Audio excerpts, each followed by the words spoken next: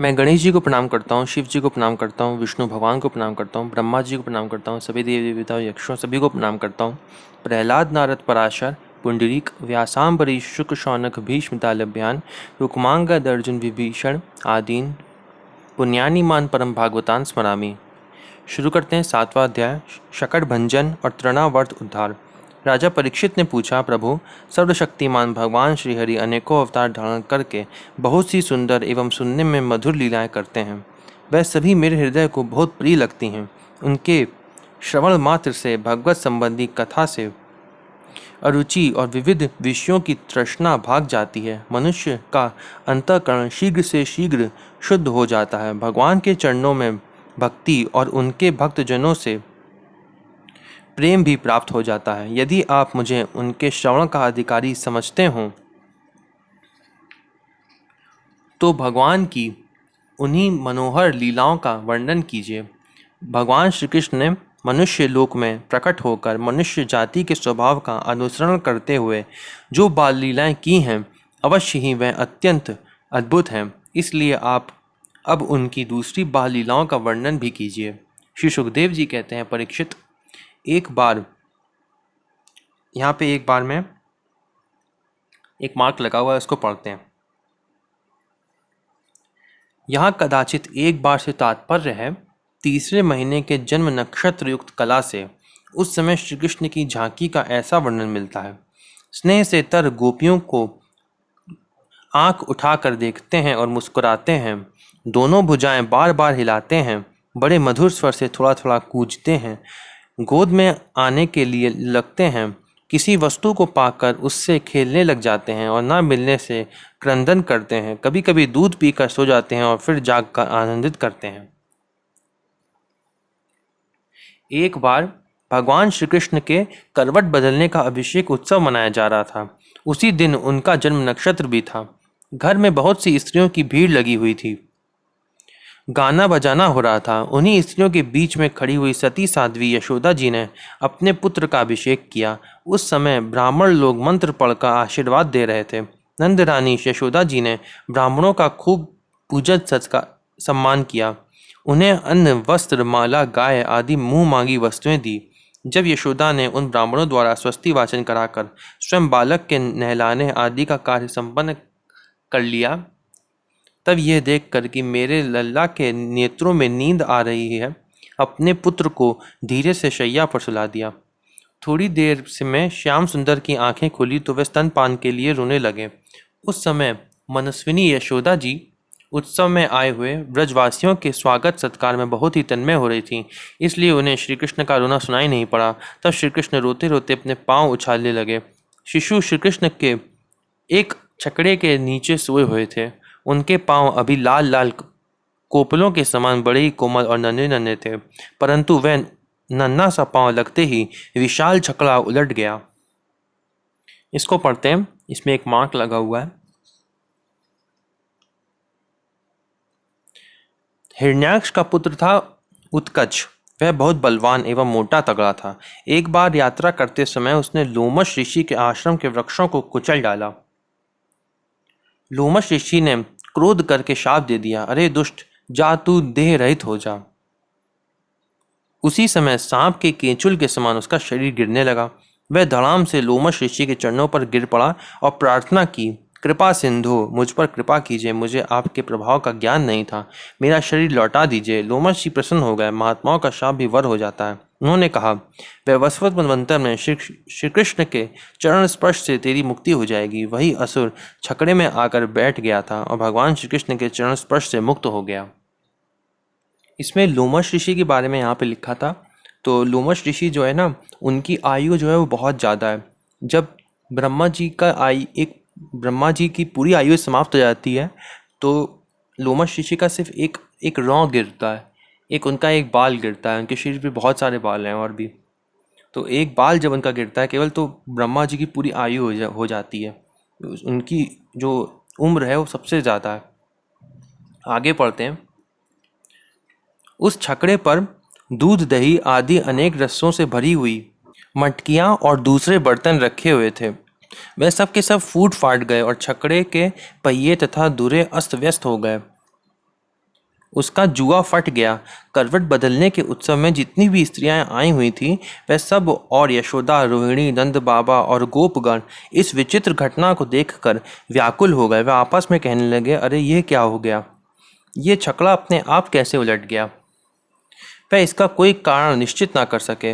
वहां खेलते हुए बालकों ने गोपों और गोपियों से कहा कि इस श्री कृष्ण ने ही रोते रोते अपने पांव की ठोकर से उसे उलट दिया है। इसमें कोई संदेह नहीं, परंतु गोपों ने उसे बालकों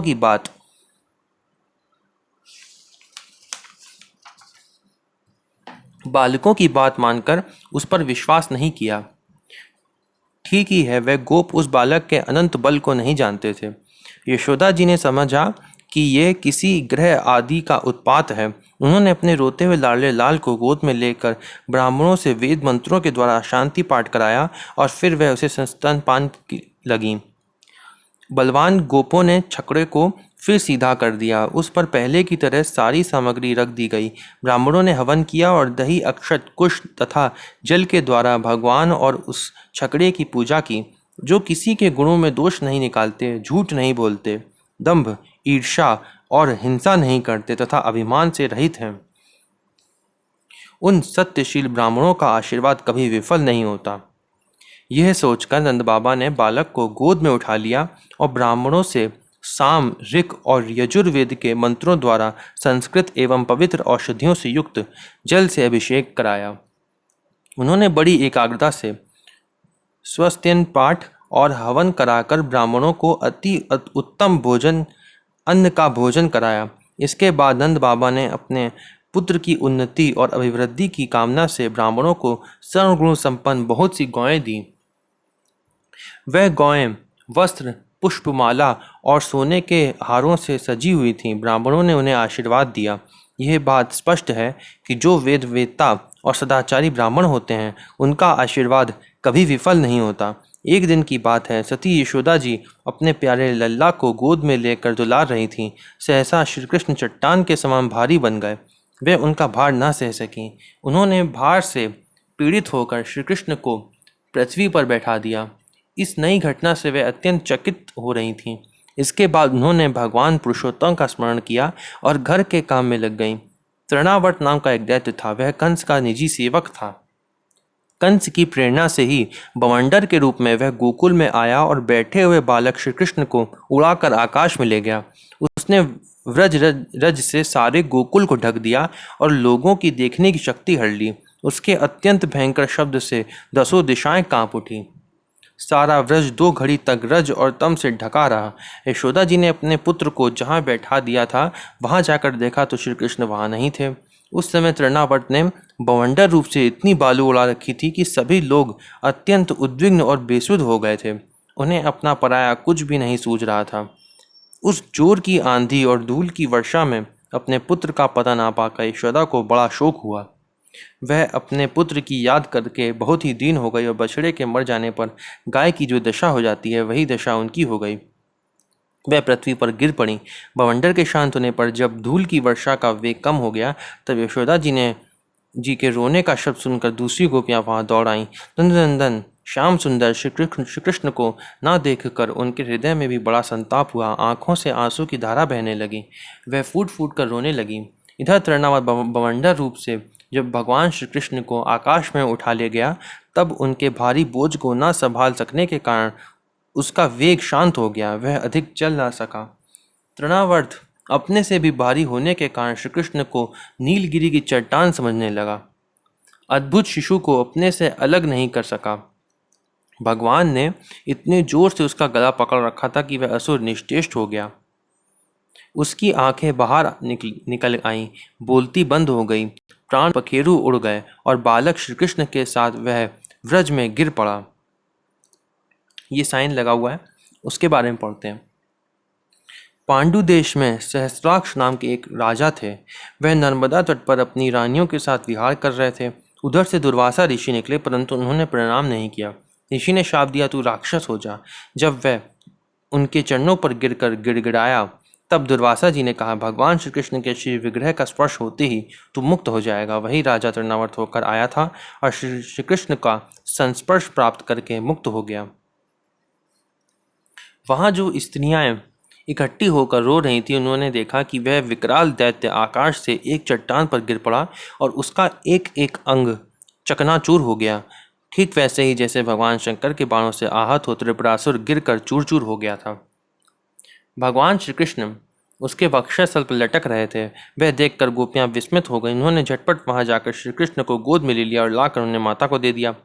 बालक मृत्यु के मुख से सकुशल लौट आया। यद्यपि उसे राक्षस आकाश में उठा लिया गया था, फिर भी वह बच गया। इस प्रकार बालक श्री कृष्ण को फिर पाकर यशोदा आदि गोपियों तथा नंद आदि गोपों को अत्यंत आनंद हुआ। वह कहने लगे, ओहो, ये तो बड़े आश्चर्य की बात है। देखो तो सही, यह कितनी अद्भुत घटना घटी। ये बालक राक्षस के द्वारा मृत्यु के मुख में डाल दिया गया था, परंतु फिर जीता जागता आ गया और उस हिंसक दुष्ट को उसके पाप ही खा गए। सच सच है, साधु पुरुष अपनी समता से ही संपूर्ण भयों से बच जाता है। हमने ऐसा कौन सा तप, भगवान की पूजा, प्याऊ, पौसला, कुआं बावली, बाग बगीचे आदि पूर्ति यज्ञ, दान अथवा जीवों की भलाई की थी, जिसके फल से हमारा यह बालक मरकर भी अपने स्वजनों को सुखी करने के लिए फिर लौट आया। अवश्य ही बड़े सौभाग्य की बात है। जब नंद बाबा ने देखा कि महावन में बहुत सी अद्भुत घटनाएं घटित हो रही हैं, तब आश्चर्यचकित होकर उन्होंने वसुदेव जी की बात बार बार समर्थन किया। एक दिन की बात है, यशोदा जी ने अपने प्यारे शिशु को अपनी गोद में लेकर बड़े प्रेम से स्तनपान करा रही थीं। वो वात्सल्य स्नेह से इस प्रकार सराबोर हो रही थी कि उन्होंने स्तनों से अपने आप ही दूध झरता जा रहा था। जब वह प्रायः दूध पी चुके और माता यशोदा उनके रुचिर मुस्कान से युक्त मुख को चूम रही थीं, उसी समय श्री कृष्ण को जवाई आ गई और माता ने उन्हें उनके मुख में यह देखा। ये साइन लगा हुआ है, इसको पढ़ते हैं। ये जो नीचे लिखा होता है, ये गीता प्रेस में जो हनुमान प्रसाद पोद्दार जी ने जो इसको लिखा है, इसको ट्रांसलेट किया है हिंदी में, ये उन्हीं की कमेंट होती है नीचे, तो इसको बिल्कुल सही मान सकते हैं। स्नेहमयी जननी और स्नेह के सदा भूखे भगवान, उन्हें दूध पीने से तृप्ति ही नहीं होती थी। माँ के मन में शंका हुई, कहीं अधिक पीने से अपच ना हो जाए। प्रेम सर्वदा अनिष्ट की आशंका उत्पन्न करता है। श्री कृष्ण ने अपने मुख में विश्व रूप दिखाकर कहा, अरे मैया, तेरा दूध मैं अकेले ही नहीं पीता हूँ, मेरे मुख में बैठकर संपूर्ण विश्व ही इसका पान करता है। तू घबरावे मत। इसका मंत्र भी यहाँ पे दिया हुआ है, आगे पढ़ते हैं। उसमें आकाश, अंतरिक्ष, ज्योतिर्मंडल, दिशाएं, सूर्य, चंद्रमा, अग्नि, वायु, समुद्र, द्वीप, पर्वत, नदियां, वन और समस्त चराचर प्राणी स्थित हैं। परीक्षित अपने पुत्र के मुंह में इस प्रकार सहसा सारा जगत देखकर मृग शावक नयनी यशोदा जी का शरीर कांप उठा। उन्होंने अपनी बड़ी बड़ी आंखें बंद कर ली। वह अत्यंत आश्चर्यचकित हो गईं। उन्होंने अपनी आंखें बंद कर ली, इसके बारे में लिखा है। क्यों बंद कर ली, ये भक्तों ने। वात्सल्यमयी यशोदा माता अपने लाला के मुख में विश्व देखकर डर गईं, परंतु वात्सल्य प्रेम रस भावित हृदय होने से उन्हें विश्वास नहीं हुआ। उन्होंने यह विचार किया कि यह विश्व का बखेड़ा लाला के मुंह में कहाँ से आया। हो ना हो ये मेरी इन निगूढ़ी आँखों की ही गड़बड़ी है। मानो इसी से उन्होंने अपने नेत्र बंद कर लिए। ओम नमो भगवते वासुदेवाय।